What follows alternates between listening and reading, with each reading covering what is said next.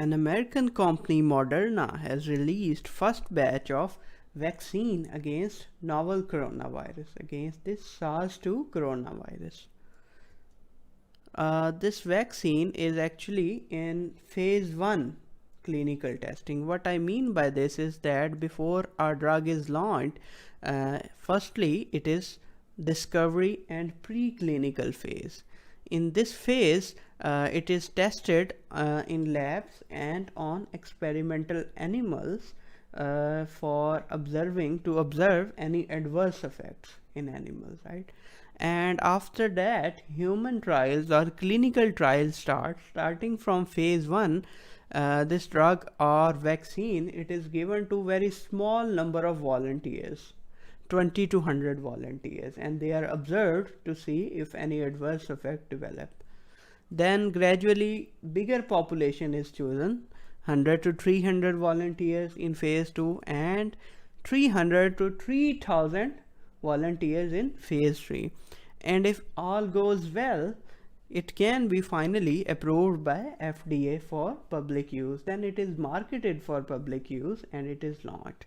So right now this vaccine, it is in phase 1. So it may take up to year or so before it would be available for general public, right? The interesting thing about this vaccine, which is launched by Moderna, is that it is mRNA vaccine.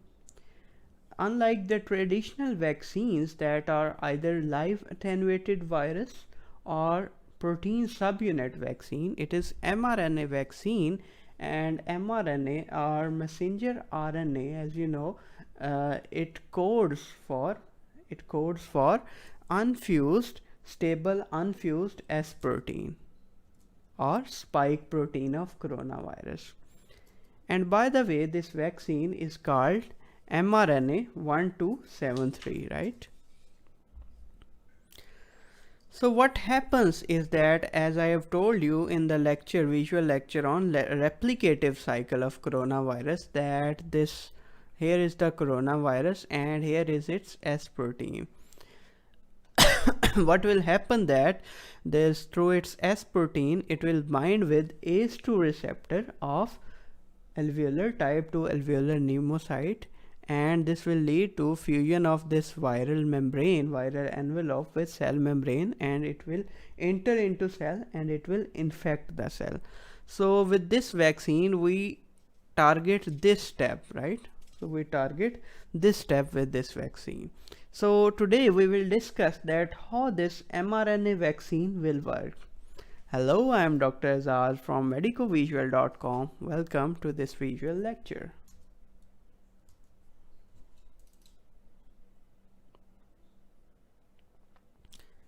So this vaccine, let's suppose this vaccine is given through intramuscular injection in deltoid. So I am gonna enlarge this part and we will see that what is going on inside this deltoid.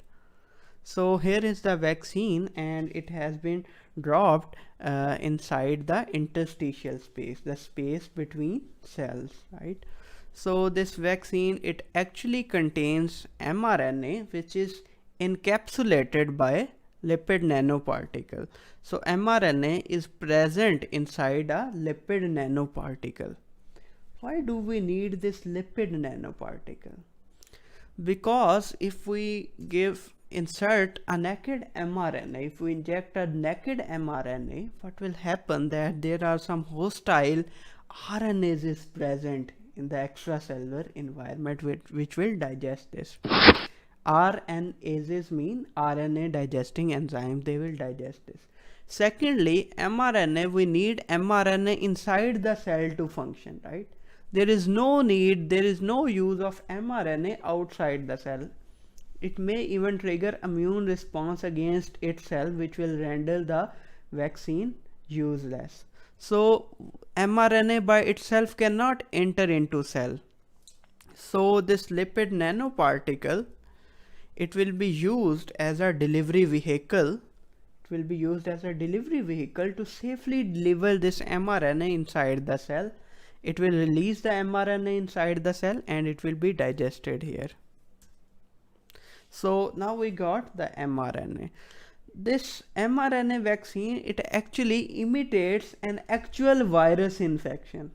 Just like an actual virus, actual coronavirus, which infects the cell and injects its mRNA inside the cell, it is acting just like that. It is so natural, right?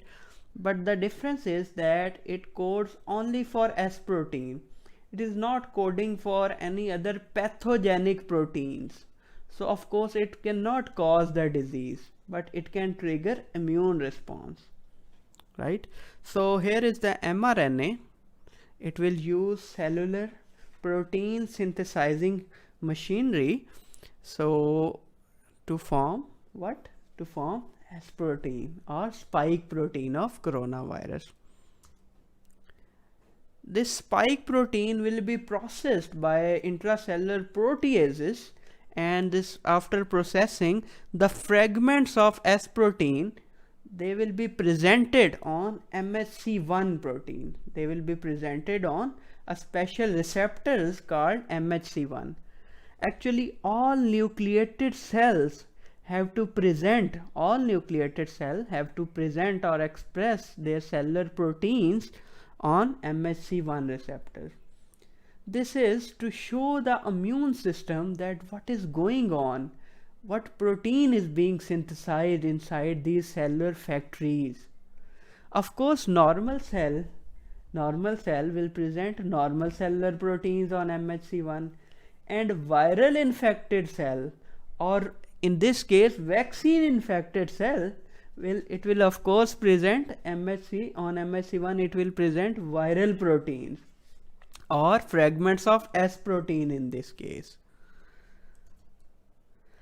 Some of these proteins will be presented on MHC1, while most of it will be packed by Golgi apparatus, processed by endoplasmic reticulum, and will be packed by Golgi apparatus, and these S proteins, they will be secreted outside the cell, right? So they will be secreted outside the cell. Now let me tell you something interesting. Billions of cells, billions of cytotoxic cells with millions of different specificities are wandering in your body. They are wandering in plasma and they are trying to find their target.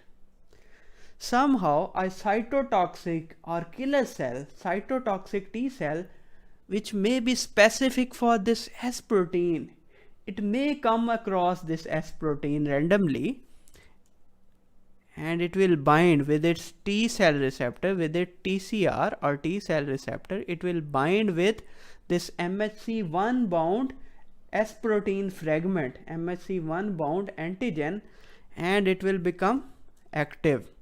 This cytotoxic T cell, it is also called CD8 positive lymphocyte, because it is a lymphocyte which expresses CD8 protein, right? So it is cytotoxic T cell. Cyto means cell, toxic mean killer. So it is cell killer. We will see what it does. So this cytotoxic T cell will recognize it and will become active. It will become happily active. Not only cytotoxic T cells are present here in our body, we also have B cells.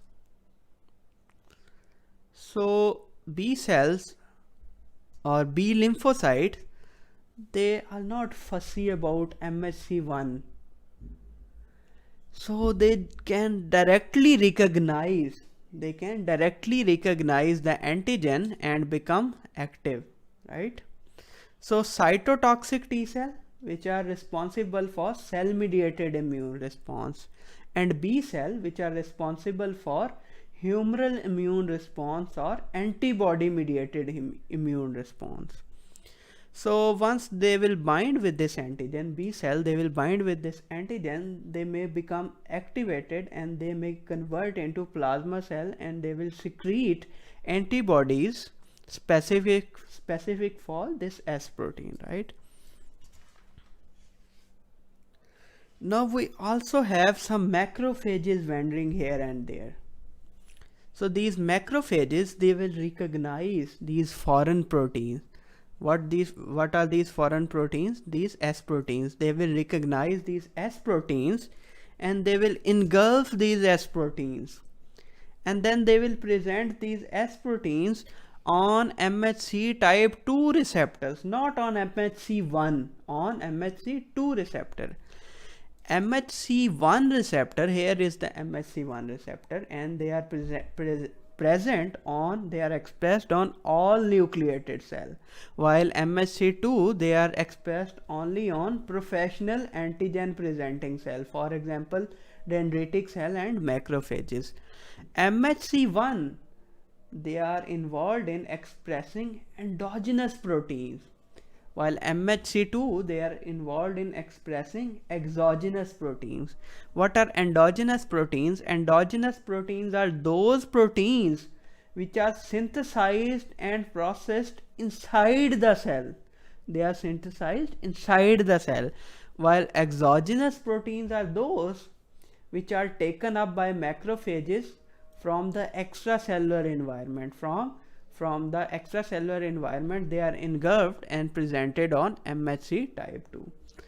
So as soon as they will express these antigens, antigenic fragments on MHC type 2, S protein fragments on MHC type 2, they will take them to helper T lymphocyte, and here come the master of immune system.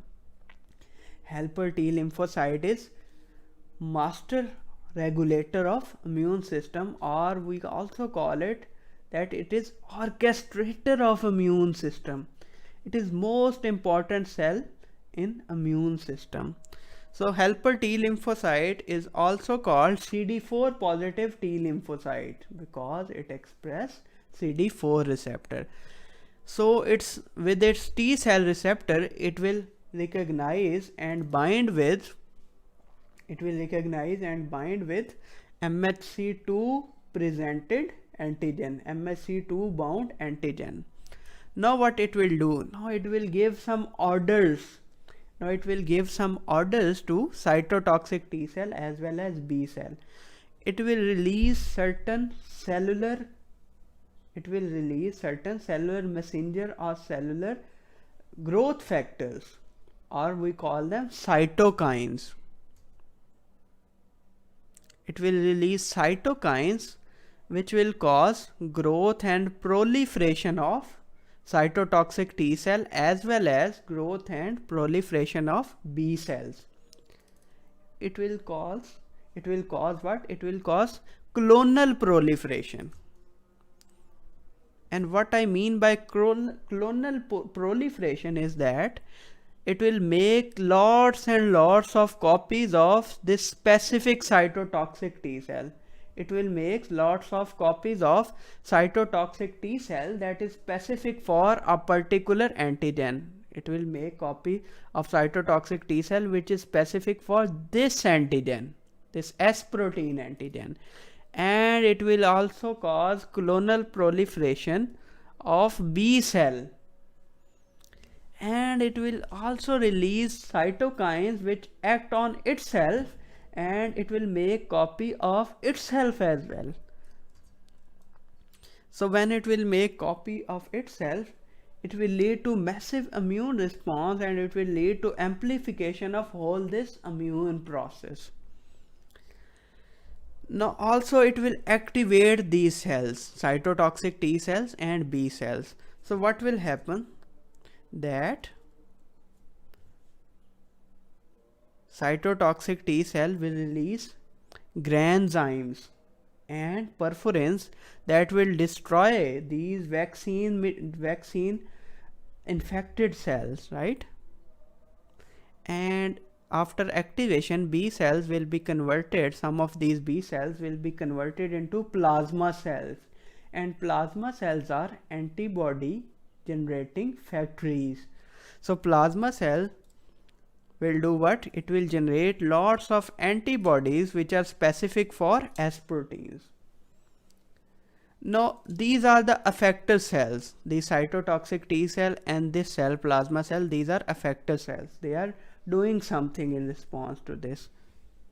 But some of these cells out of these clones, they will remain dormant, and they will act when a subsequent infection occur, when subsequent exposure to antigen occur, when an actual virus infection occur, then these dormant cell will become active and they will do something. They will produce immune response. These dormant cells are called memory cells.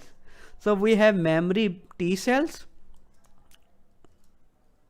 we have memory cytotoxic T cells, we have memory B cells, and we will have lots of S protein specific antibodies, and we also will have memory helper T cells. So we have got all these things, right? So what will happen when an actual virus enters? So when actual virus tries to infect, these antibodies will come to our rescue, and they will prevent fusion of this S protein with ACE2 receptor of type 2 alveolar pneumocyte. It will prevent fusion, right? Also, these antibodies, they may trigger complement system and some other pathway. I won't go into detail, and they may directly cause killing of this virus particle, right? And even if somehow this virus, it may escape this antibody mediated immune response, and it enters the cell, and it starts generating and expressing its viral proteins, and it start making lots of copies. But because we have memory cytotoxic T cell, they will quickly and swiftly react, and before this virus can release these assemble and release these virus particle outside the cell, cytotoxic T cell will quickly come and destroy this cell and everything inside it. So of course virus will not be able to infect.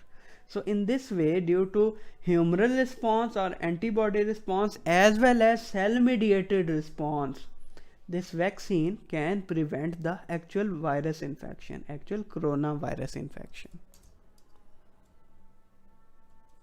Now here I would love to highlight another point, that how this mRNA vaccine is better than traditional protein subunit vaccine. Let's suppose if we give an S protein directly, we are not giving mRNA, we are giving S protein of coronavirus directly. It may be recognized by B cell, and it may be engulfed and recognized by macrophages, and antibodies will be produced. But because it is not mRNA, can it be presented on MHC type 1? Of course not, because MHC type 1 is only concerned with presentation of endogenous protein, and this is not endogenous protein, this is exogenous protein. So will there be a significant cell mediated immune response or cytotoxic immune response? Of course not. So this immune response, cell mediated immune response, will be negligible, but of course we will have humoral or antibody mediated immune response, as well as of course we will have helper T lymphocyte, right? So because we are not getting a strong cell mediated immune response, it is not an ideal vaccine, this protein subunit vaccine, because cell mediated immune response is very important in clearing viral infections, in clearing virus from our body, right? Now what about mRNA vaccine versus live attenuated virus vaccine? Live attenuated virus is basically a living virus, a live virus, but it is weakened. It is so much so weakened, so much so that it is no more pathogenic. It can trigger immune response, but it cannot cause the disease. We use certain chemicals to weaken this virus. Now the problem with this is that in certain rare circumstances, especially in immunocompromised people, it can suddenly turn into pathogenic strain and it can cause disease. So that is a real side effect, especially it has been observed with polio vaccine, right? So this was about this vaccine. Now this vaccine, it seems quite promising, but as of now its safety profile is not clearly elucidated, right? So thank you for watching this lecture. If you like this visual lecture, please like this video, please subscribe to my channel, and please give your precious comments regarding this lecture. Thank you so much for watching this lecture.